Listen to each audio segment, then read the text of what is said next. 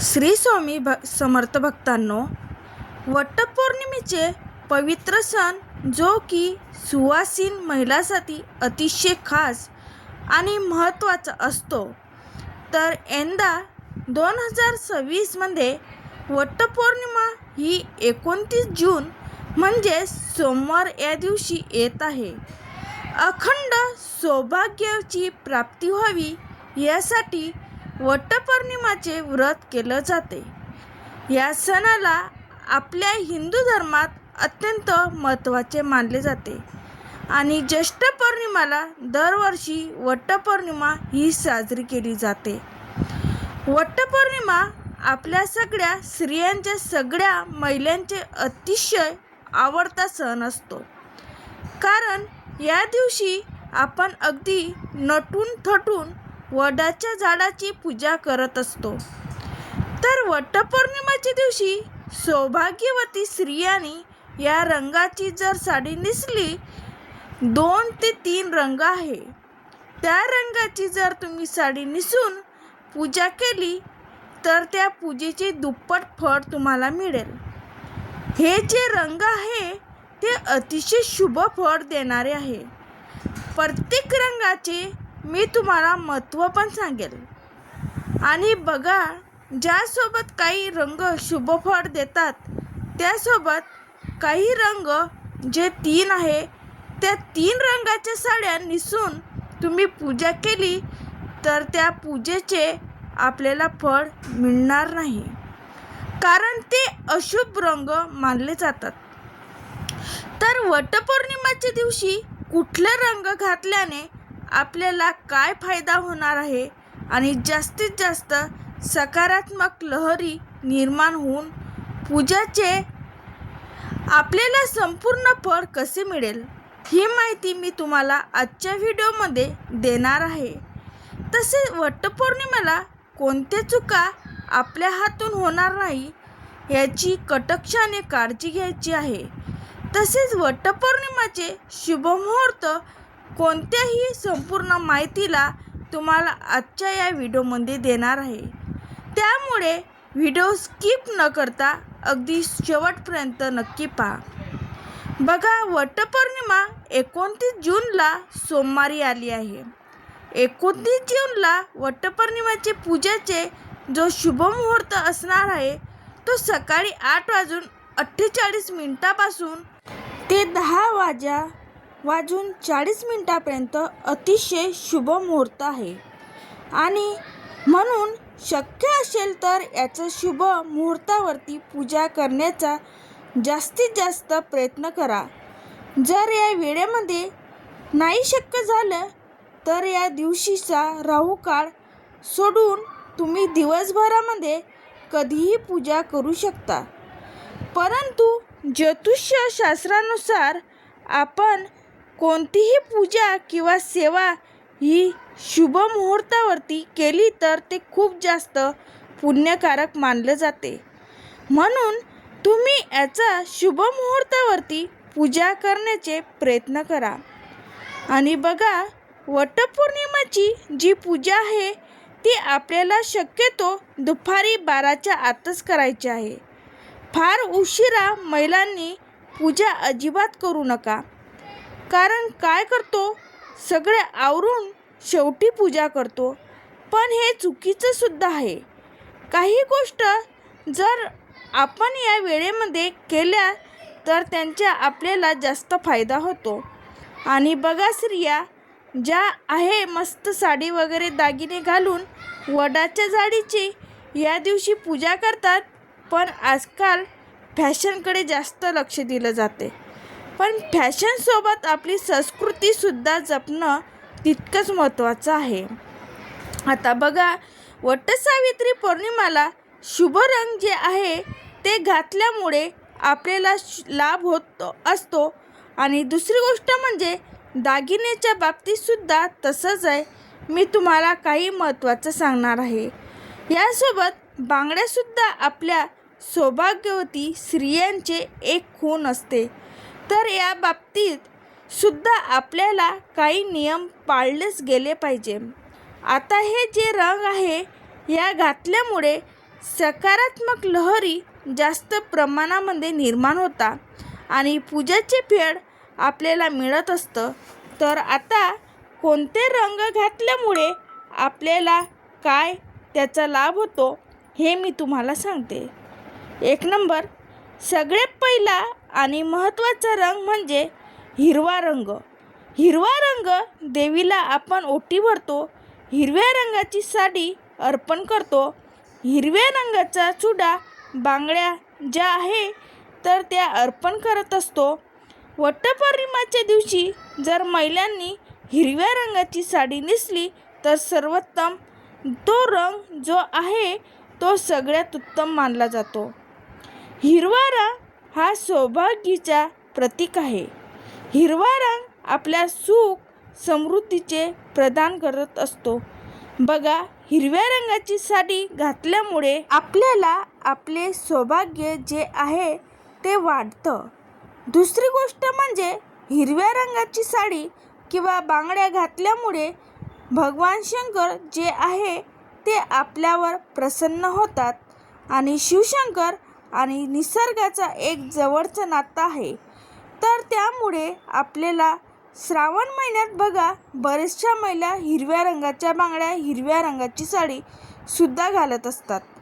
तर त्यामुळे हिरव्या रंगाची साडी घातल्यामुळे आपल्याला वैवाहिक जीवनामध्ये अडीअडचणी येत नाही. पती पत्नीमध्ये सौख्य राहत आणि आपणही जर हिरव्या रंगाची साडी नेसून पूजा केली तर त्या पूजेचे आपल्याला संपूर्ण फळ मिळतं. त्यामुळे शक्यतो महिलांनी हिरव्या रंगाची साडीच नेसा, त्यांचा आपल्याला खूप फायदा होईल. 2 नंबर, त्यानंतरच शुभ रंग आहे तो म्हणजे पिवळा. पिवळा रंग आपला हिंदू धर्मात पिवळ्या रंगाला ज्ञान, पवित्रता, समृद्धी आणि मांगल्याचे प्रतीक मानलं जातं आणि आपली हिंदू धर्मात पिवळ्या रंगाच्या कपड्यांना पितांबर म्हटलं जातं. कोणत्याही प्रकारचे मांगलिक कार्यात पिवळा हा रंग आवर्जून वापरला जातो. म्हणून पूजामध्ये सुद्धा पिवळा रंग हा खूप शुभ मानला जातो. पिवळा रंग हा सूर्यदेव, मंगळ आणि बृहस्पती यासारख्या ग्रहाचा प्रतिनिधित्व करतो आणि पिवळा रंग परिधान केल्याने आपल्या कुंडलीतली गुरुग्रह हा सुद्धा बलवान होतो. त्याचबरोबर सौभाग्यातली दुसरी सर्वात महत्त्वाची गोष्ट म्हणजे हळद. जसं की आपण हळद कुंकू म्हणतो आणि त्यातले हळद म्हणजे हळदीला जेवढे महत्त्व आपल्या हिंदू धर्मात आहे तेवढेच महत्त्व पिवळ्या रंगाला आहे. खरंच तुम्ही शक्य झालं तर यंदा वटपौर्णिमेच्या दिवशी पिवळ्या रंगाची अवश्य साडी नेसा. कारण पौर्णिमेच्या दिवशी सुद्धा आपण भगवान विष्णू आणि माता लक्ष्मीचे पूजा करत असतो आणि भगवान विष्णूंना पिवळा रंग हा अतिशय प्रिय आहे. आणि जर तुम्ही आपल्या सर्वांना माहीत आहे जिथे विष्णू असतात तिथे माता लक्ष्मीही स्वतःहून निवास करते आणि म्हणून तुम्ही यंदा पिवळ्या रंगाची साडी नेसून वटवृक्षाची पूजा नक्की करा. यामुळे भगवान विष्णू आणि माता लक्ष्मी यांचा आशीर्वाद हा प्राप्त होईल. तिसरा पुढचा रंग आहे तो म्हणजे लाल. लाल रंग, जर तुमच्याकडे लाल रंगाची साडी असेल तर ती सुद्धा तुम्ही नेसू शकता. कारण आपल्या हिंदू धर्मशास्त्रात लाल रंग हे खूप सुद्धा शुभ मानलं जातो. आपण रोज देवपूजा करताना किंवा आपण इतर वेळी जी काही पूजा मांडतो त्यासाठी लाल रंगाचे वस्त्र वापरतो. कारण सर्व देवांना लाल रंग हा खूप जास्त प्रिय आहे. त्यातला त्यात माता लक्ष्मीला लाल रंग हा खूप जास्त प्रिय असल्यामुळे या दिवशी तुम्ही लाल रंगाचे वस्त्र हे नक्कीच परिधान करू शकता.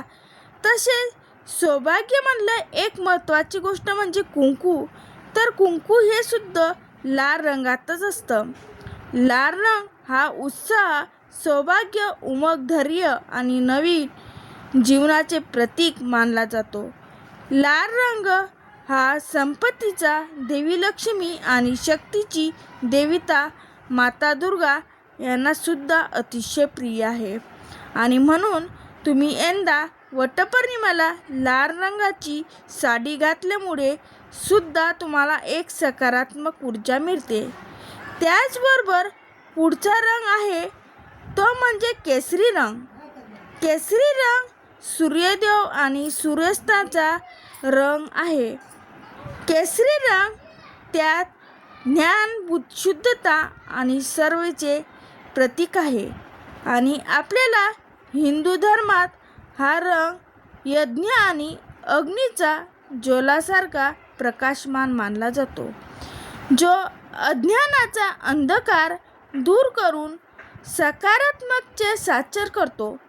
छत्रपती शिवाजी महाराजांच्या सेनेचे ध्वज रामकृष्ण आणि अर्जुन यांच्या रथाचे ध्वज केसरी रंगाचे होते, कारण केसरी रंग शौर्य, बलिदान यांचे देखील प्रतीक आहे.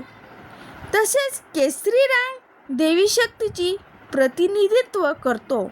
या रंगातून आपल्याला एक सकारात्मक ऊर्जा प्रभावित होते. त्यामुळे केसरी रंगाची साडी घातल्याने तुम्हाला सुद्धा एक नवीन प्रकारची ऊर्जा मिळते. आणि म्हणून तुम्ही केसरी रंगाची साडी सुद्धा या वटपौर्णिमेला अवश्य नेसू शकतात. यानंतर पुढचा रंग म्हणजे बघा गुलाबी रंग. गुलाबी रंग सुद्धा प्रेमाचं प्रतीक आहे. वटपौर्णिमा हा सण नवरा बायकोचा असतो आणि आपण नवऱ्यासाठी पूजा करत असतो. त्यामुळे या दिवशी जर तुम्ही गुलाबी रंगाची साडी नेसून पूजा केली तर नवरा बायकोमधलं नातं जे आहे ते घट्ट होतं. याशिवाय बघा जांभळा रंग, त्यानंतर लाल रंग, पिवळी, केसरी, गुलाबी, चिंतामणी आणि त्यानंतर पोपटी, चॉकलेटी हे रंग सुद्धा तुम्ही या रंगाचे ड्रेस घालू शकता, साडी नेसू शकता. पण शक्यतो वटपौर्णिमेला महिलांनी साडी नेसण्याचा प्रयत्न करा.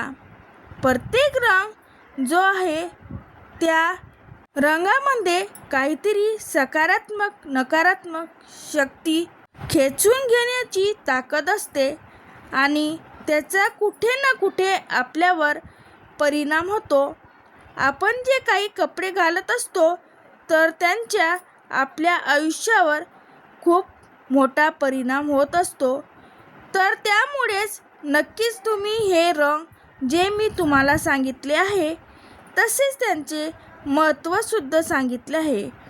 त्यामुळे जमलं हिरव्या रंगाची साडी घाला, नाही जमलं तर आतापर्यंत जे काही मी तुम्हाला शुभ रंग सांगितले आहे तर त्या रंगाच्या साड्या तुम्ही कोणतेही विचार न करता या वटपौर्णिमेला नेसू शकता, कारण हे अतिशय शुभ आणि पवित्र रंग मानले जातात. आता कोणत्या रंगाच्या साड्या ज्या आहेत त्या नेसू नये तर सुवासिनी स्त्रियांचे माहितीच असेल. पूजेच्या दिवशी शुभ दिवस, सणासुदीचे दिवस आपण शक्यतो काळा, पांढरा आणि यासोबत अगदी दाट निळा रंग हे 3 रंग शक्यतो तुम्हाला टाळायचे आहे. बघा, पूजामध्ये काळा आणि शक्यतो पांढरा रंग आपण कधीच वापरत नाही. पण बघा, हा जो वटपौर्णिमेचा सण आहे या दिवशी तुम्हाला या रंगाची साडी अजिबात घालायची नाही. काळा रंग हा नकारात्मक शक्ती खेचून घेतो. आता हे रंग जे आहे यांच्याचे अशुभ परिणाम होता. पूजा जी आहे ती आपल्या पूजेचे फळ मिळत नाही. कितीही मन लावून पूजा केली तरी त्याचं फळ मिळत नाही. तर हे त्याचं मागणं कारण आहे. आता पुढची गोष्ट म्हणजे बांगड्या. बघा, आजकाल काय आहे, ज्या रंगाची साडी घालतो त्या रंगाची मॅचिंग बांगड्या घालत असतो. तुम्ही मॅचिंग इतर बांगड्या घाला, पण हिरव्या रंगाच्या काचेच्या बांगड्या आवर्जून घालायच्या आहे. वटपौर्णिमेच्या दिवशी तुम्हाला हिरव्या रंगाची काचेची किमान 6 तरी बांगड्या तुम्ही घाला. सोन्याचे घाला, इतर घाला, पण त्यासोबत तुम्हाला हिरव्या काचेची जी बांगडी आहे ती घालायची आहे. कारण हिरव्या रंगाच्या बांगड्या हे अखंड सौभाग्याचे प्रतीक आहे. शक्यतो या दिवशी प्लास्टिकच्या किंवा मेटलच्या बांगड्या घालू नका. हिंदू धर्मामध्ये काचाच्या हिरव्या बांगड्यांना खूप जास्त महत्त्व आहे. कारण हिरवा रंग हा शुभ आणि सौभाग्याचं प्रतीक मानला जातो. त्यामुळे हिरवा रंग घातल्यामुळे त्यांच्या सौभाग्यामध्ये वाढ होतो, पतीची प्रगतीची वाढ होते. त्यामुळे शक्यतो काचाच्या बांगड्या तुम्ही घालण्याचा जास्तीत जास्त प्रयत्न करा. यानंतर टिकलीसुद्धा बघा, या दिवशी पांढऱ्या रंगाची टिकली लावू नका. तसेच महिलांनो, या दिवशी अजिबात काही चुका आपल्या हातून होऊ देऊ नका. काही चुका तुम्ही नक्कीच पालन करा आणि काही गोष्टी कटाक्षाने टाळा. तसेच या दिवशी तुम्ही व्रत करणार आहेत, त्यामुळे वाईट बोलू नका, कोणाचाही अपमान करू नका, खोटं बोलू नका. कारण हे जे व्रत आहे ते खूप जास्त पवित्र मानलं जातं, शुभ असतं. त्यामुळे तुम्हाला जो नियम आहे तो आवर्जून पाळायचा आहे. तसेच बघा, तुमच्या घरामध्ये सुतक असेल तरीही तुम्ही व्रत करायचं आहे. फक्त तुम्हाला पूजा करता येणार नाही. तुम्ही दिवसभर व्रत करू शकता. आणि जर स्त्रियांना त्या दिवशी मासिक धर्म असेल तरीसुद्धा तुम्हाला पूजा करता येणार नाही. तुम्ही फक्त व्रत करायचं आहे. तर महिलांनी या वटपौर्णिमेच्या दिवशी नवीनच साडी नेसायची आहे किंवा आपल्या लग्नातले जो शालू असतो तो तुम्ही नेसला तरीही चालेल. हातात हिरवा चुडा घालायचा आहे, कपाळावरती टिकली लावायची आहे, आपल्या भांगेमध्ये कुंकू लावायचं आहे, मंगळसूत्र त्याचबरोबर पायात जोडवी, पैंजण असा साज शृंगार करून तुम्हाला ही पूजा करायची आहे, अशी धार्मिक मान्यता आहे. तर बघा, महत्त्वपूर्ण माहिती कशी वाटली, आवडली असेल तर मला नक्की लाईक करा, चॅनलला सबस्क्राईब करा आणि व्हिडिओला जास्तीत जास्त शेअर करा. व्हिडिओ शेवटपर्यंत पाहिल्याबद्दल अगदी मनापासून तुमचं खूप खूप आभारी आहे. श्री स्वामी समर्थ.